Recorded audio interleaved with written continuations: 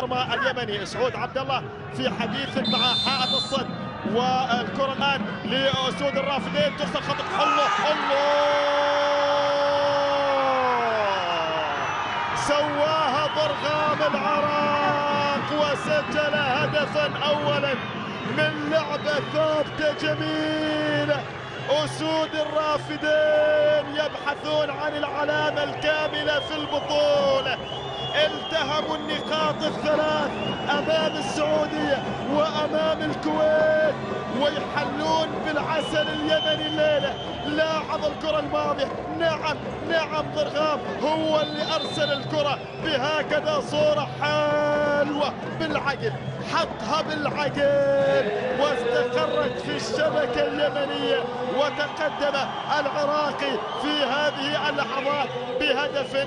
وقد فرح هذا الرجل حكيم شاكر، ابتسامة حكيم العراقيين اليمني، قال لهم بجيب لكم فوز، لكن عندنا كرة خطيرة وفرصة ومحاولة.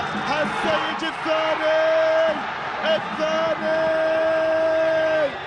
العراقي يسجل 2 عن طريق الهداف هو حمادي أحمد، هو اللي جاب الجول الثاني. حمادي أحمد سجل ابتسامة ثانية للعراقيين.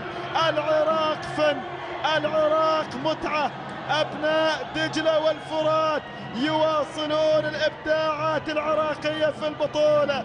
السيج الثاني، وقد أتى الهدف الثاني في هذه اللحظات في الشبكة اليمنية، وصلت واهتزت مرة أخرى.